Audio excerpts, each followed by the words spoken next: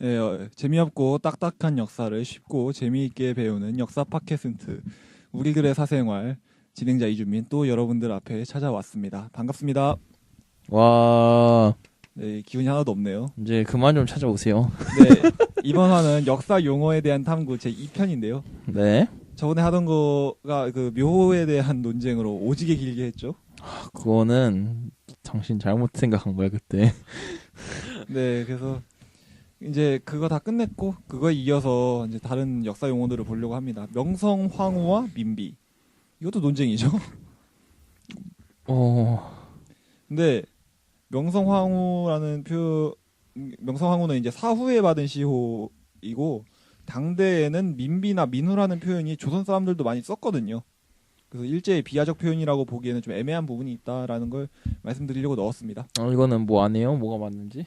이거는 그냥 팩트예요. 비하적 표현이라고 보기에는 애매합니다. 그래요? 근데 한 10년 정도 전에는 모든 사람들이 명성황후라고 하자라는 약간 운동적인 움직임이 있었는데 뮤지컬 이름 지금 뮤지컬 제목 뭐예요? 네. 민비의 명성이에요. 드라마 때문에. 그러니까 드라마 때문에 그런지 모르겠는데 근데 지금은 약간 명성황후가 되게 안 좋은 일들을 많이 했다는 게 부각이 되면서 다 민비라고 하는 추세인 것 같아요. 민비 비하의 표현이에요? 비하의 표현은 아닌데 명성황후는 뭔가 추켜 세워주는 그 뉘앙스가 있다 보니까 근데 그리고 민비라는 표현을 왜 자꾸 안 쓰려고 하냐면 일제의 비하적 표현이라고 생각을 해서 그런 건데 당대 조선 사람들도 썼었던 표현이기 때문에 일제의 표현은 아닙니다. 비하적 표현은 그죠. 민비 정도면 민비. 네, 그래도 약간 어감이 안 좋아. 넘어가야겠습니다. 네. 이게 조선과 이조인데 옛날엔 이조라고 했는데 지금 조선이라고 하잖아요. 나는 이거 진짜 뭔 소리? 왜 이거 구분해야 되는지 모르겠어요. 그냥 분도 그냥 왕의 성 때문에 그런 거 아니에요? 이조라고 그거 아시죠, 당연히. 네네. 그러니까 이조라는 단어는 틀린 말입니다. 왜 틀렸는지 제가 장황하게 설명을 할게요. 망했다. 이건 결론이 다 정해져 있고 논쟁 없습니다. 그냥 들으시면 됩니다. 그러면 네 알겠습니다. 중간중간 추임새 넣으세요. 그럼 가만히 있을게요. 예. 그 이조라는 단어는 그 이씨조선의 줄임말이거든요. 저기 좀 김국준 군? 근데 좀 마이크 앞에 좀 있어주면 안 되나요? 아니 지금 여러분 여보세요. 이거 오디오 팟캐스트에 당신이 말만 안 아무도 몰라. 예? 당신이 말만 안 하면 시청자들은 모른다고. 내가 누워있든 아크로바틱을 하고 있든. 근데 중간중간 추임새라 좀 넣어달라니까요. 질문도 좀 하고. 와우. 네, 이씨조선의 줄임말이고요. 네. 일제시대 관학자들이 만든 명칭입니다. 아이고. 아니 좀. 우리가 예. 어렵고 딱딱한 역사를 쉽고 재밌게 배우는 거니까 예. 약간 좀 라임을 넣고 리듬을 타면서 아니. 그러니까 최소한 예. 내가 마이크 밖으로 떨어지고 싶게 하지 마요. 그래서 이 이씨조선이라는 표현을 그냥 우리가 생각하기에는 그 단군조선과 구분하기 위해서 붙인 명칭이라고 생각할 수 있는데 실제 저희는 그것이 아니라 조선왕조를 비하하고자 하는 의도가 좀 있습니다. 그래서 이거 팩트이죠. 네. 그 근거 있는 거지 이제 아래 나오죠. 다 제가 써놨잖아요. 안 아니, 읽어보셨나? 지금 오디오 팟캐스트 듣는 분들은 예고를 해줘야 될 거 아니에요. 지금 네. 이분들 대본이 없잖아요. PDF로 올려줄 거예요 대본? 전 님이 질문하신 줄 알았죠. 아니 저는 읽어보죠. 네. 정말 진짜 배려라고. 시작해요. 쉼새 참 잘 넣으시네요. 좀 길어요. 예. 네. 조선 왕조의 그 국성이 이씨잖아요. 전주 이씨. 그죠? 그건 뭐 유명한 건데. 근데 이게 전주 이씨라고 해가지고 그냥 단순하게 생각할 문제는 아닙니다. 당대인들의 관념에 제왕불감조기조라는 게 있어요. 그게 뭐냐면 제왕은 만백성의 어버이라는 관념인데, 그러니까 임금은 전주 이씨라는 하나의 가문에 소속된 사람이 아니라 조선 백성 전체의 어버이인 거예요.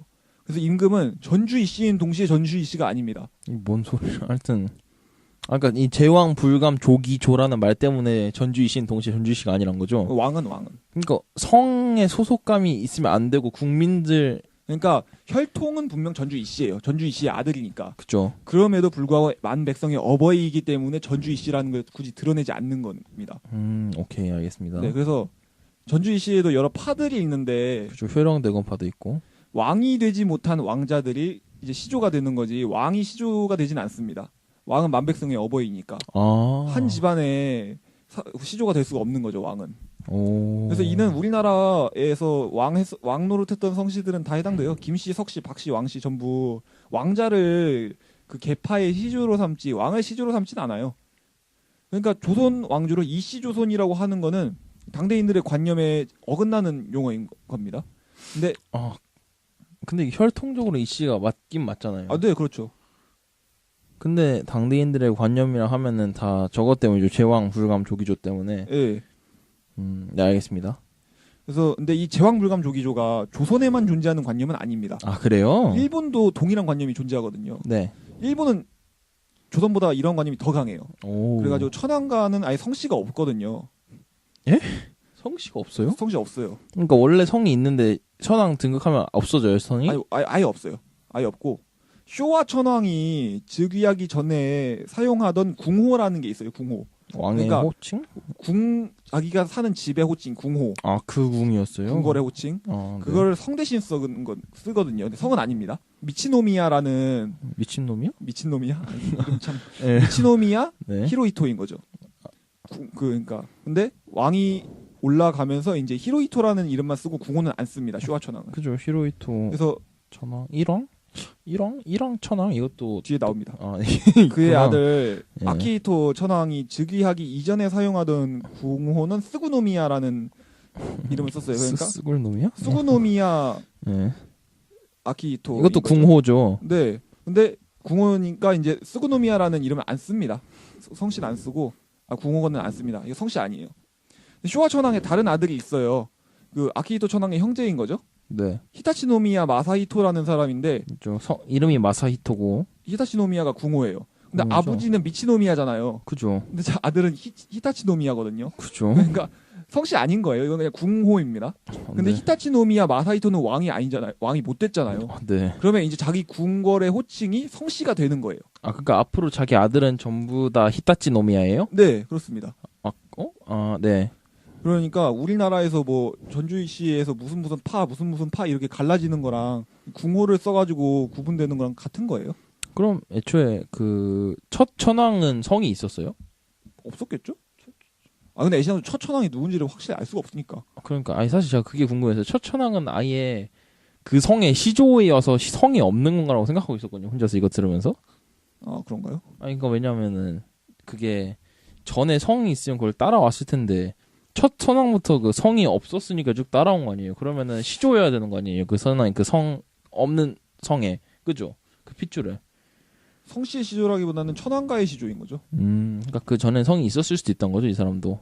그러니까 뭐 나중에 없애버릴 수도 있고 그런데 저는 모르겠습니다. 일본사 잘 알지는 못해서. 그렇군요. 근데 하여간 지금은 없어요, 확실한 건. 그죠, 네. 그리고 없는 이유는 제왕불감 조기조의 관념 때문에 그런 거예요. 그리고 지금 아키히토 천황의 황태자인 나루히토는 황태자가 되기 전에 히로노미야라는 궁호를 썼어요. 네. 근데 이제 황태자가 되면서 쓰지 않습니다.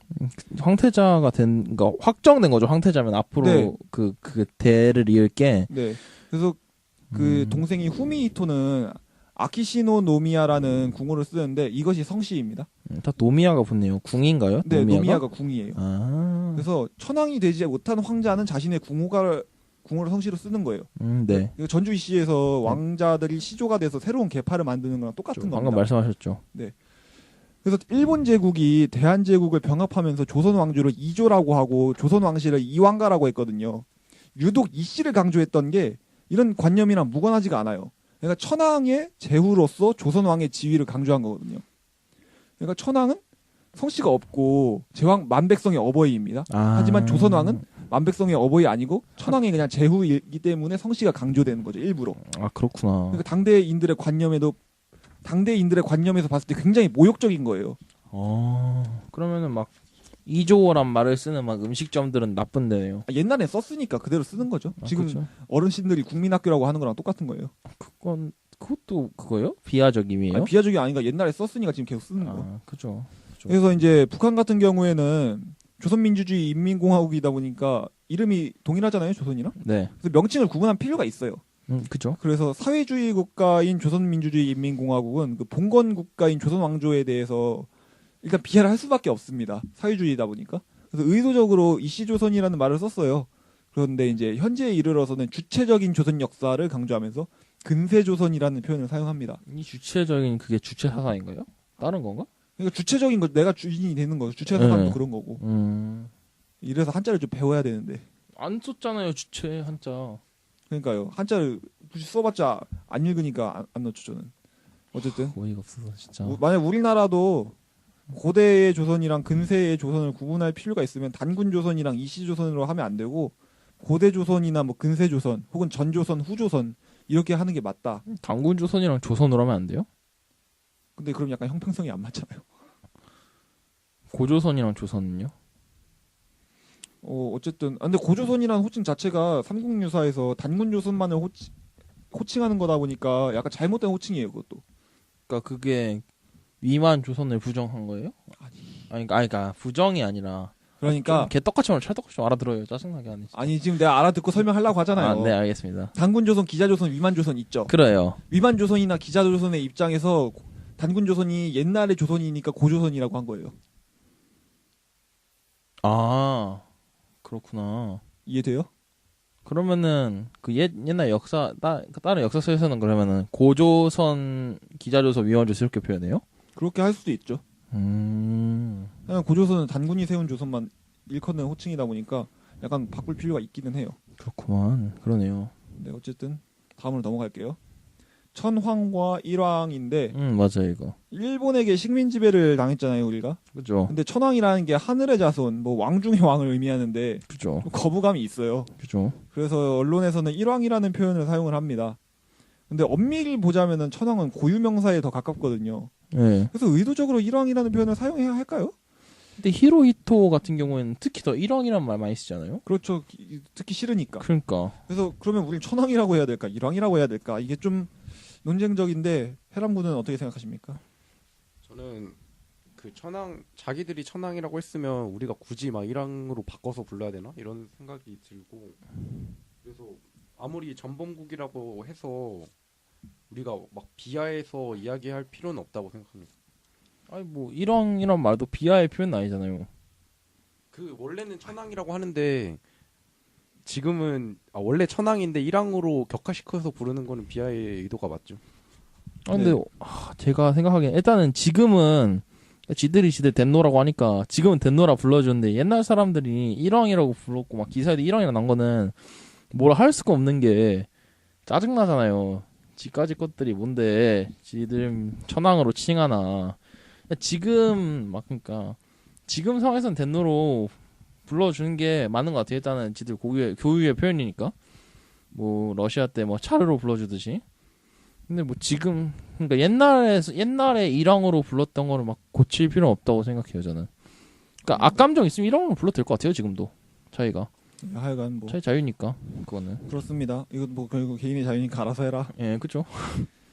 일제강점기라는 표현이 있고 외정이라는 표현이 있어요. 처음 들어요 외정. 외정. 그러니까 지금 노인 세대들은 일제강점기라는 표현보다는 외정이라는 표현에 더 익숙해요.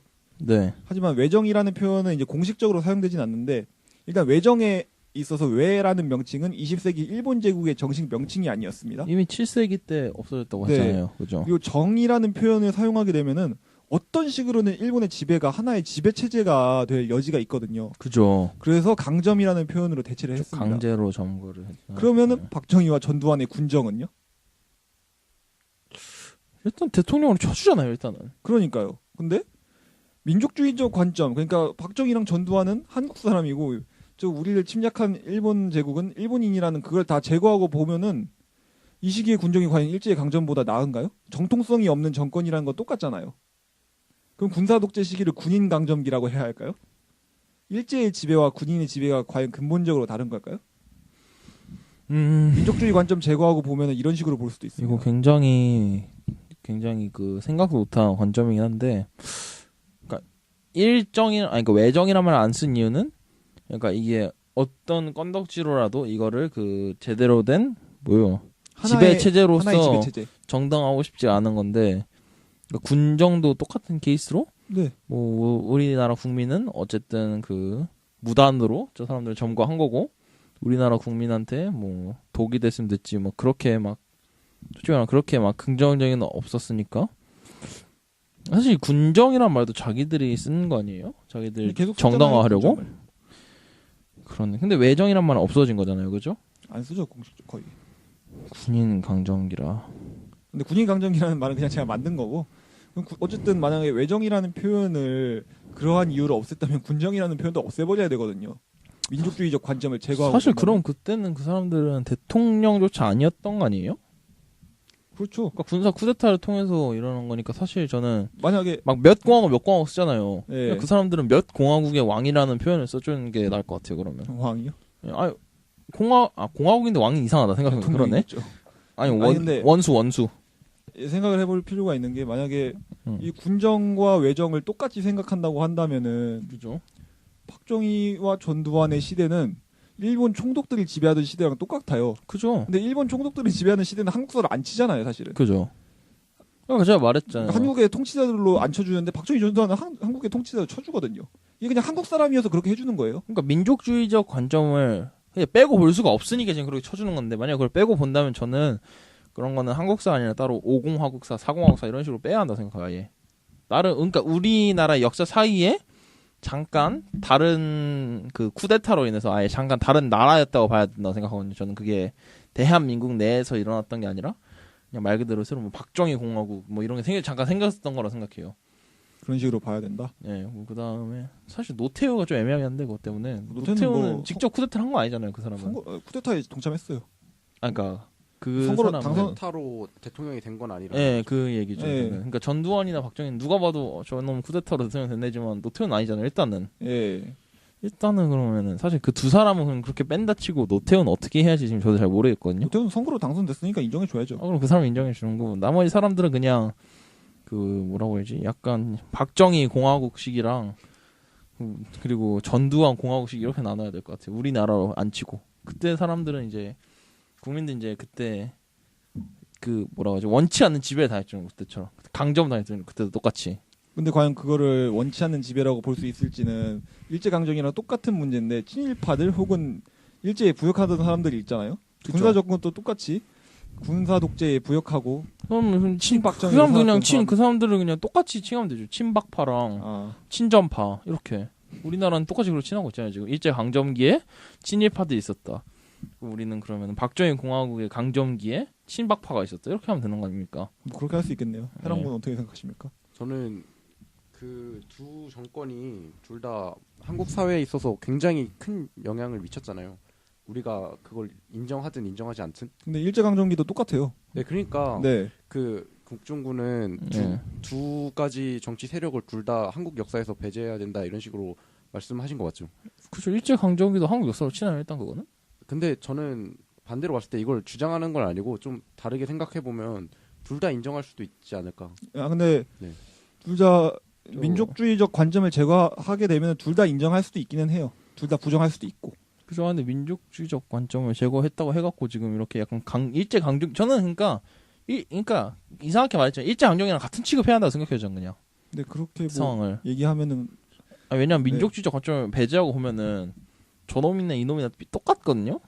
네. 그러니까 정도의 차이가 좀 달랐다 뿐이지. 전 솔직히 말하면은 비슷하다 생각하거든요. 국민들 어쨌든 힘들었고 그리고 그 와중에도 단물 빤 놈들 항상 있었고 사실 똑같다고 봐요 저는. 해랑군 어떻게 보십니까? 근데 어쨌든 두 사건 다 실제로 일어났던 사건이고 한국인들이 다 굉장히 직접적으로 영향을 받은 사건이기 때문에 우리가 의도적으로 배제를 할 수는 있지만 그래도 실제 사건이자 역사로서는 인정을 해야 된다라고 봅니다. 이거 약간 그러면 일단 군부와 일제를 동격으로 보는 거에 대한 관점엔 동의하시는 건가요? 네네. 그러니까 이것도 식근론 같은 느낌으로 아. 우리 아예 그때 식민지였다는 거죠 그때 그들의 식민지. 근데 사실 이게 저도 어느 정도 민족주의적인 성향이 있는데 이건 참 애매한 것 같아요. 그래요? 좀 어려운 문제입니다. 이게 박정희건 데라우치 마사타케건 똑같이 나쁜 놈인데 데라우치는 마코토건 데라우치는 일본인이라는 죄로 저에게 배척을 더 당하고 박정희는 한국인이라는 덕으로 배척을 덜 당하고. 그러니까 사실 민족주의는 완전히 배제할 수는 없지만 민족주의를 배제한다고 치면은 전 그렇게 생각하는 거고. 네. 보통 사람들 일단은 그래도 사실 박정희는 좀 그런 게 켄타 깎기 마사오잖아요. 아니 그거는 아니 그 시절엔 다 창씨 개명했어요. 그래도 근데 다른 대통령들도 창씨 개명 했을 텐데 그 시점에. 예. 저는 타카키 마사오 말고 그 시점에 그 간부직들의 일본어를 들어본 적이 한 번도 없거든요. 일본 이름을. 혹시 아시는 거 있어요? 아니, 이건 별로 안 중요한 것 같고. 진짜 정말 또 네, 이렇게 전공자가 비전공자를 또 이렇게 자기만의 논리로 찍어 누르면 또 이렇게 아유 진짜 서러워서 근데 팟캐스트 패널 하겠네. 그거랑 연관지어서 생각해 보자면 박정희 창씨 개명을 2번 했어요. 아 진짜요? 예. 하나 더 있었는데 이름이 오카. 정확하게 기억이 안 나는데 다카키 마사오가 첫 번째 이름이고 그 이후에 한 번 더 개명했습니다. 좀 잘 보이려고. 그럼 이놈 그냥 일본 취급하는 건 일본인 취급? 그래야죠. 자기가 정체성을 일본에 뒀다면 박근혜 일본인이네. 그 예. 우리나라랑 일본이랑 시차가 1시간 있거든요. 그죠. 근데- 원래는 없어야 되지만. 예. 시차 1시간 있어요, 실제로. 지금 없지 않나요? 근데 왜 지금 없는 게 왜일까요? 지금 도쿄 기준이잖아요, 우리. 네. 그걸 누가 했을까요? 딱깎이 마사오 했겠죠. 뭐. 네, 박정희가 한 겁니다. 그래요. 그러니까 우리나라 원래 30분 차이였어요. 정확히 말하면 30분 서울이랑 그 위도상 사이로 있어야 되는데 경도상 차이로 혹시 한국지리 하셨나요? 아니요 지구과학이요. 하여튼 원래 있어야 되는데 딱깎이 마사오가 지의 마음의 고향이 도쿄였나 보죠. 그래가지고 이 사람은 일본인인가? 뭐 어쨌든 그러니까 일제 강점을 2번 당했네요. 우리는 딱깎이 마사오한테 당했으니까. 네. 근로정신대 일본군 위안부 일본군 성노예라는 3개의 단어를 이제 좀 알아보려고 합니다. 이거 근데 네. 뭐가 제일 쓰면 안 되는 단어예요. 정신대 자체 쓰면 안 되는 단어죠. 일단은 제가 설명을 해드릴게요. 근로정신대는 일제강점기 당시에 공식적으로 일본 정부가 쓰던 단어입니다. 그래가지고 일단 이거는 그러다 보니까 지양을 해요. 그죠. 이거는 일단은- 왠지 쓰면 안 될까요? 정신대란 말은. 정신대는 그죠. 사실 안 쓰는 게 좋은 말이고 그죠. 일본군 위안부는 이 근로정신대라는 단어가 해당 사안의 본질을 제대로 반영을 못한다고 해서 그죠. 만든 단어예요. 근로 정신대 뭔지 네. 어떻게 알아? 그거만 듣고. 정신대가 좀 더 포괄적인 개념 아닌가요? 정신대 그- 안에 위안부가 있고. 그러니까 포괄적이어서 그런다는 거죠. 너무 포괄적이니까. 아니, 너무 그러니까 포괄적이어서. 위안부 이퀄 정신대라고 하면 안 되긴 하지만 그러니까 정신대 그러니까- 안에 정신대 안에 강제징용 피해자 뭐 위안부 이렇게 있고 네. 그러는 거죠. 근데 지금 범주화해서 다 나눠지는 거니까. 그러니까 이 친구가 자꾸 제 말을 막아서 그런데 진짜 전공자랑 못 해먹겠네. 아니 이제 먼저 말하고 있었는데 끊었잖아요. 제가 먼저 말하지 않나요? 제가 먼저 말했는데. 그래 그러면 인정. 그럼 일단 말씀하세요. 그러니까 제 말은 이게 바뀐 이유가 정신대라는 두루뭉술한 말로는 정확히 어떤 피해를 입었는지 모르기 때문에 더 그 피해에 공감하기 어려워서 위안부로 바꿨다는 얘기를 하고 싶었거든요. 저는.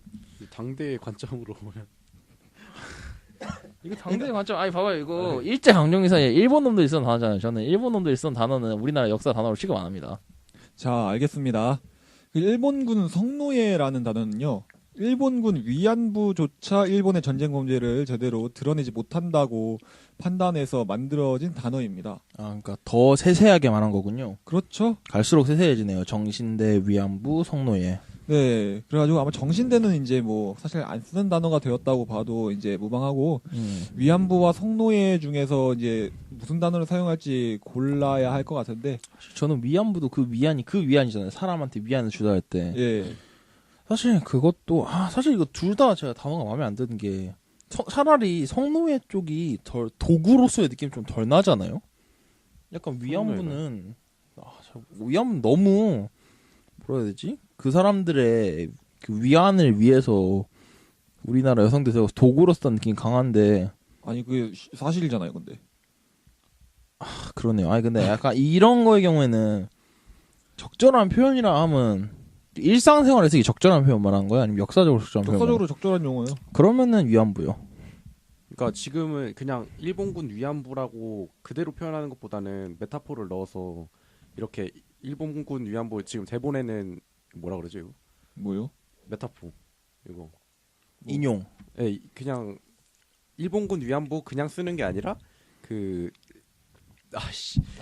인용 컴마요, 컴마? 콤마로 쓰고 있는 게 이제 공식적인 표현이죠. 그러니까 인용이라 해요, 인용. 예. 인용은 좀 안 맞지 않나? 강조점이요. 예, 일본군 위안부. 네, 근데 왜요? 그러니까 약간 은유적인 표현으로 그 일본군 위안부라는 표현 자체는 막 위안을 준다 막 이런 식으로 조금 자발적인 뉘앙스가 없진 않잖아요. 예. 그래서 그러네. 그 메타포로 그런 의미를 은유적으로 표현한 거죠. 지금 공식적인 표현은. 좀 공식적인 표현이 위안부가 어떻게 되는 공식적인 거예요? 표현이라고 볼 수는 없어요. 뭐 굳이 필요하다면 그러니까 용어 우리가 바꾸면 합의를 되니까. 통해서 이 정도로까지는 오케이 이런 식으로 한 거죠. 근데 이건 역사적인 게 아니라 약간 일반 사회적으로 그거 이런 식으로 표현을 하자라고 그 암묵적인 합의를 한 거죠.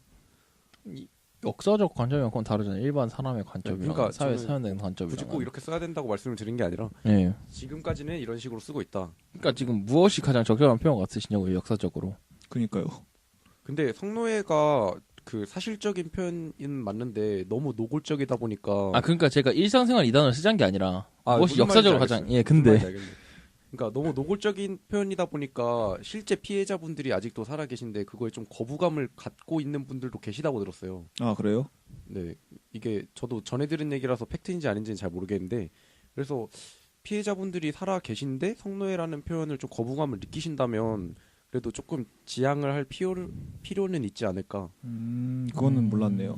저도 그건 몰랐는데 사실 위안부라는 거 자체가 약간 위안을 그러니까 그게 되게 해석을 두 가지로 할 수 있잖아요. 그 위안을 받기 위해서 데려왔다던가 아니면 그 여자들 위안을 준다 이런 느낌인데 이게 어떻게 그러니까 일본군들이 그거를 일본 군들이란데 일본인들은 그거를 되게 그쪽이 자발적 봉사였다라고 해석할 여지를 남기는 것 같아서 저는 이 단어가 약간 네 그런 점이 있죠. 네. 하여튼 그래서 저는 근데 일단은 그럼 성노예라는 단어가 맞냐면 약간 성노예 제가 성노예라는 단어의 개념을 정확히 몰라가지고 그냥 뭐 일본군 위안부의 그 비극에 대해서 그냥 들으신 대로 그냥 그대로입니다. 그죠. 아, 딱 그러면 딱 성노예라는 표현이 역사적으로 옳긴 한 것 같거든요. 아니, 사실 위안부의 경우에는 원래대로라면은 그 사람들이 자기가 위안을 얻기 위해서 데려가서 강제로 시킨 건데 위안부라는 단어는 그 뉘앙스가 안 들어가잖아요. 강제로 시켰다는 게. 네. 그래서 저는 성노예라는 게 역사적 표현은 더 맞는 것 같아요. 방금 위안부라 했는데 약간 생각이 잘못했었어. 성노예라는 게 역사적 표현은 맞는 것 같아요, 저는. 가장 직접적으로 그러니까 노골적으로. 드러낼 수 있는 거는 성노예라는 단어인데 그죠. 그 지금까지 은유적으로 쓴 표현은 위안부인 거죠. 그죠. 그러니까 저는 일단 역사적인 용어는 그 성노예가 맞는 것 같은데 그걸 굳이 공식 석상에서도 바꿔 불러야 한다라는 그건 아니에요. 네 일단 뭐 좀 지쳐가가지고 여러모로 이거 진행자만 지친 것 같은데. 다음 단어로 넘어갑시다. 아니 한국 전쟁과 6.25 전쟁인데 아니 그 MC가 그러면은 듣는 사람도 처진단 말이에요. 한국 전쟁과 6.25 전쟁이 다른 것 같아요? 같은 것 같아요? 똑같죠. 아 그러니까 그 담고 있는 의미가 사실 이게 아까 그거랑 비슷한 느낌 아니에요? 임진년에 일어난 전쟁이랑 조선이랑 일본이랑 싸운 전쟁이랑 이런 느낌 아니에요? 한국 전쟁도 한국에서 일어난 전쟁이랑 6월 25일에 일어난 전쟁 이렇게 하는 거 아니에요? 이것도? 여기 제가 써놨는데 안 읽어보셨나 보고. 지금 아직 안 읽었어요. 저는 네. 청취자 입장에서 지금 얘기를 했습니다. 잠깐. 네, 제가 설명해드리겠습니다. 네. 그러니까 한국 전쟁은 45년부터 50년 6월 25일까지 한반도 내의 좌우 갈등에 좀 더 주목을 하는 단어입니다. 좌파 우파 갈등이요? 예. 예. 그래서 45년에서 48년까지 좌우 갈등이 매우 컸고 정부 수립 이후에도 38선에서 잦은 교전들이 있고 또 남한 내부의 갈등으로 인해 거의 준내전 상태에 있었다고 보아요. 한국전쟁이라는 단어가 갖고 있는 거는. 그래서 1950년 6월 25일에 북한군의 기습은 그 이전에 있었던 갈등의 연장선상으로 생각을 하는 거예요. 그렇기 때문에 전쟁이 반드시 북의 책임만은 아니다라는 게 한국전쟁이 담고 있는 의미고요. 네. 6.25 전쟁은 북한군의 1950년 6월 25일 기습 공격에만 주목하는 단어입니다. 그 이전의 갈등이랑 6월 25일의 기습 공격을 분리시켜서 이해하는 개념입니다. 그래가지고 전쟁은 철저하게 북의 책임이라는 게 6.25 전쟁이라는 단어인데 이게 사람들이 뜻을 제대로 모르니까 자기가 무슨 생각을 갖고 있는 거는 전혀 상관없이 그냥 막 쓰더라고요. 방금 저만 해도 그랬잖아요. 네. 그러면 이것도 한국 전쟁에 더 맞는 표현 아니에요? 아 근데 뭐 반공 할아버지들 입장에서는 6.25 전쟁이 맞겠죠? 그러니까 이게 흘러오면서 네. 되게 필연적으로 터진 전쟁 아니에요. 그러니까 우리 쪽이 북침을 했어도 이상하지 않은 전쟁 아니에요? 그러면 이렇게 보면? 한국 전쟁이 그 주목하는 부분에 의하면은 북침을 했어도 이상하지 않았을 상황이다. 뭐 이렇게 얘기하는 것도 틀린 건 아니죠. 근데 이거 팩트잖아요. 일단 여기 써 있는 게 그렇죠. 예. 좌우 갈등이 컸고 뭐 준내전 상태였다고 생각하면은 한국 전쟁이라는 단어가 좀 맞는 것 같은데 이걸 너무 그 북의 책임을 돌리는 거는 약간 너무 뭐라고 해야 되지? 그냥 너무 방공에 그게 강한 것 같아요. 그냥 최근에 결론 정해놓고 최근에 또 굉장히 논란이 됐던 것 중에 하나가 예. 유시민이었나요? 그 사람이 그 한국 전쟁에 대해서 설명을 하면서 그 강대국 간의 대리전이었다. 이것 때문에 논란이 엄청 일어났던 것 같은데. 미소 전쟁이요? 네. 맞는 말이잖아요. 하는 말 아니에요? 근데 여기 그러니까 논란이 됐죠. 왜냐하면 그 보수적인 사람들 입장에서는 그게 아니니까. 아 그래서 한국 전쟁이라는 단어 쓰면 안 돼요? 대리 전쟁에 안 그게 된다는 게 없으니까? 아니라 그거를 담고 있지는 못한 것 같아요. 한국 전쟁이라는 말이요? 네. 그래서 예전에 들었던 얘긴데 그 우리가 그 세계 역사에서 전쟁의 이 명칭을 붙일 때 전쟁이 시작한 날을 기점으로 붙인 전쟁의 이름은 6.25 전쟁밖에 없다는 얘기를 들었는데 네. 그래서 오히려 종전일을 그 전쟁의 이름으로 붙이는 거는 많이 있다고 하더라고요. 예. 그래서 종전일을 기점으로 그 전쟁의 명칭을 붙이는 것도 논의를 해볼 필요는 있지 않을까. 아 사실 근데 저는 한국 전쟁은 그냥 한국이 그 전쟁터였다는 거죠. 한국끼리 전쟁이라는 뉘앙스보다 그냥 한국이 전쟁터였다고 생각되거든요. 저는. 네. 그러니까 그거를 미소를 배제했다고. 그러니까 아까 조일 전쟁의 경우에는 조와 일이 싸웠다는 게 딱 보였잖아요. 근데 이번에는 남북 전쟁이라고 안 하잖아요. 우리는. 네. 그러니까 실제로 막 그런 뉘앙스로 하면 남북 전쟁이 할 것 같은데 한국 전쟁은 저는 그냥 한국이 주 전쟁터였다라고 생각하거든요. 그 정도 뉘앙스를 생각하거든요. 네.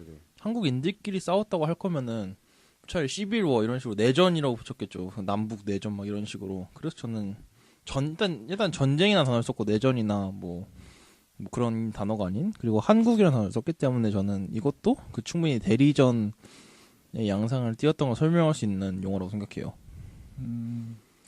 그래가지고 예를 들어 미국에서는 11워라고 했잖아요. 예. 그러니까 근데 우리는 정식 명칭이 어떻게 해야 돼요? 코리안 워잖아요, 그죠? 예. 그러니까 그 워라는 게 11이 안 붙었으니까 일단은 우리나라끼리만의 싸움이 아니었던 거를 그 영문으로는 내포하고자 생각해요, 전 최소한. 그래서 일단은 저 같은 경우에도 한국 전쟁이라는 표현이 좀 더 옳다고는 생각을 해요. 네. 근데 중요한 건 이런 주장을 하면 이제 가는 거죠. 우리 사회에서는 어디를요? 좋은 곳으로 남산으로. 남산으로. 그 아래에 있는 거기요? 예. 그래가지고 이거랑 비슷한 게 어떤 게 있냐면은 세계 2차 대전에서 나치 독일을 물리치는데 가장 큰 공을 세운 나라가 어디일까요? 아직 나치 독일을 물리치는데. 독일을 물리치는데 가장 큰 공을 세운 나라요? 이게 독재 정권 시절에는 그 2차 대전 얘기를 하면은 노르망디의 상륙작전 엄청 강조하면서 막 미국, 영국 이런 나라들이 나치 독일 물리쳤다고 얘기를 했어요. 소련 아니에요? 소련? 소련입니다, 실제로는. 소련이잖아요. 전으로 완전히. 그러니까. 예. 소련 아니었어요? 나는 소련으로 알았는데. 1941년이었나 42년이었나 스탈린그라드 스탈린그라드. 전투에서 독일이 처발리면서 이제 독일이 망해가기 시작하고 그러니까. 소련이 희생자가 제일 많았어요. 그거는 한국 그 세계사에서도 그렇게 가르치는데. 옛날에는 그렇게 못 가르쳤다니까요. 왜냐하면 소비에트는 우리의 적인데 소비에트가 나치를 물리쳐? 아니지. 미국은 정의의 사도니까 미국이 물리쳐야 돼. 이러니까 소비에트가 세계 2차 대전에서 연합국의 승리를 가져오는데 결정적인 그런 걸 했다라고 하면 그냥 가는 거예요, 진짜로. 그 비슷한 논쟁 중에 하나가 예. 그 한국이 그 독립을 할 수 있었던 가장 큰 요인을 지금까지는 우리가 핵폭탄으로 알고 있잖아요. 원자폭탄으로 알고 있잖아요. 예. 근데 실제로 역사학자들은 소련의 참전이 그 한국의 독립에 가장 큰 영향을 미쳤다라고 보고 그렇죠. 있는 추세입니다. 그래요? 나는 네. 그런 건 잘 모르고. 난 사실 한국 독립 큰 영향을 미친 거는 한국의 분단에 큰 영향을 미친 건 미소가 맞는데 한국 독립에 큰 영향을 미친 거는 잘 모르겠어요. 나는. 하여간에 그냥 그런 생각이 들더라고요. 한국 전쟁 이런 방금 제가 설명한 대로 얘기하면은 옛날 같았으면 잡혀갔죠. 소비에트가 2차 대전 끝내는데 결정적인 공로로 했다고도 말 못하던 시절인데. 아니 근데 그거는 진실은 모르겠지만 사실이잖아요. 일단은 그러니까 그 팩트. 이데올로기라는 게 사실조차 왜곡한다니까요. 이데올로기는. 아. 그 그러니까 사실이 10개 있는데 그 중에서 8개만 뽑아가지고 그거를 엮어가지고 새로운 사실을 만들어낼 수 있어요. 그건 거짓이 아닙니다. 그러니까 그거잖아요. 나무위키에서 거짓말은 하지 않았다. 항목 들어가면 나오는. 근데 취사 선택. 그죠. 그러니까 노르망디 상륙작전으로 독일 큰 타격 받은 거 맞아요. 맞아요. 팩트죠. 그러니까 그거 가지고 이제 미국이 이제 결정적인 역할을 했다라고 하는 것도 불안 아닙니다. 쿨한 아니지만 근데 진실은 아닌 것 같아. 네. 사실은 맞지만 진실은 아닌 것 같아요. 그러니까 그런 걸 말 못하는 시절이 있었다는 거죠. 어쨌든 그렇죠. 요즘 좋은 나라 됐네요. 이제 막 우리 막 이런 얘기 했대고 그러니까 전 대통령 욕도 했대고. 네, 하여간 넘어갑시다. 이거는 이제 네. 사실상 이제 뭐 논쟁이라고 할 만한 건 다 끝난 것 같고요. 오. 이거는 그냥 계속 한국 관련된 얘기만 하다가 이제 좀 여담으로 넣은 건데 중세 시대 유럽 사람들의 인명을 어떤 언어로 불러야 하는가에 대한 그 좀 문제인데 이건 제가 그 서양사 그 수업 듣다가 생긴 문제점이었습니다. 아니, 나는 이거를 읽으면서 느낀 건데 이게 답이 있어요? 일단은 설명을 하겠습니다. 네. 제가 한 가지 예시를 가져오겠습니다. 카롤루스 왕조의 카롤루스 대제. 아, 그죠. 이 사람은 이제 카롤루스 왕조는 평가원의 남자죠. 메로빙 왕조의 궁제. 메로빙은 메로빙거 메로베우스 왕조라고도 합니다. 현재 교육과정은 메로베우스라고 합니다. 네, 어쨌든 메로베우스 왕조의 궁제였던 피핀 1세, 피피누스라고도 합니다.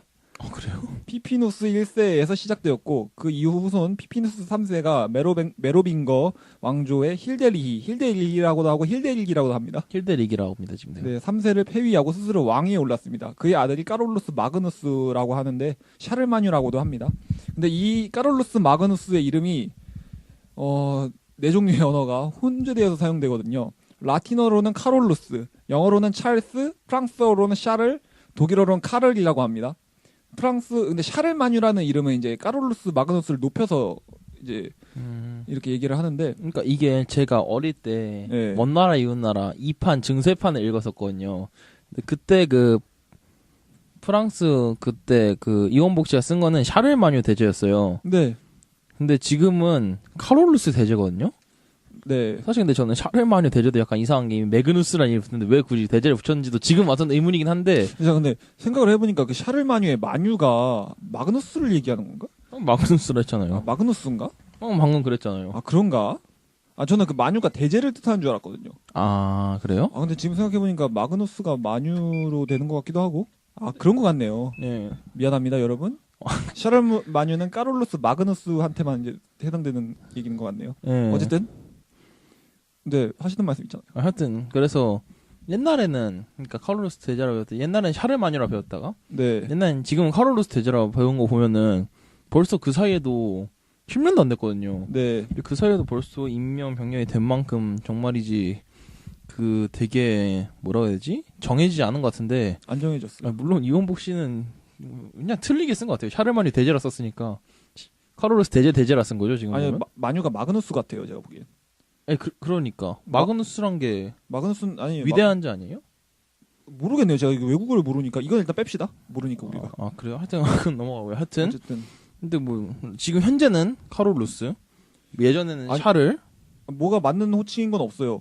근데 제가 이번 서양사 공부하면서 몇 권의 책들을 훑어봤는데 사전류, 책류 다 달라요, 진짜 병칭이. 카롤루스, 샤를, 카를, 찰스 다 쓰더라고요. 다 써요? 다 써요. 근데 이게 왜 문제냐면은 이 카롤루스 왕조가 분열이 되면서 동프랑키아, 중프랑키아, 서프랑키아가 되거든요. 그죠, 맞아요. 베르댕 조약에 의해서. 예. 그 이후에 이제 메르센 메르센 조약에 조약에 의해서 의해서 이제 중프랑크가 나눠져 가지고 동프랑키아, 서프랑키아로 수렴이 되잖아요. 네. 근데 이 동프랑키아가 독일이 되고 서프랑키아가 프랑스가 돼요. 그러면은 이제 카롤루스는 독일과 프랑스 모두의 역사예요. 확실한 제가 생각하기에는 예. 라틴어는 그때 세계 공용어였잖아요. 그렇죠? 라틴어로는 쓸 수 있다 생각해요. 네. 프랑스어로 쓸 수 있다 생각해요. 네. 독일어로 쓸 수 있다 생각해요. 예. 영어로는 왜 쓰는 거예요? 지금 현재의 공용어잖아요, 영어는. 가장 패권을 쥐고 있는 언어가 영어니까. 그래서 일단은 라틴어로 쓰는 추세인 것 같아요. 당시 라틴어가 지배층 언어였고. 그죠. 저는 당시의 아시다시피 영어니까. 당대의 관점을 보기 때문에 또 최소한 영어는 네. 제 관점에서는 용납할 수 없고요. 네. 저는 굳이 말하면 일단은 당대 라틴어로 가장 많이 통용됐을 것 같으니까. 일단 왜냐하면은 보세요.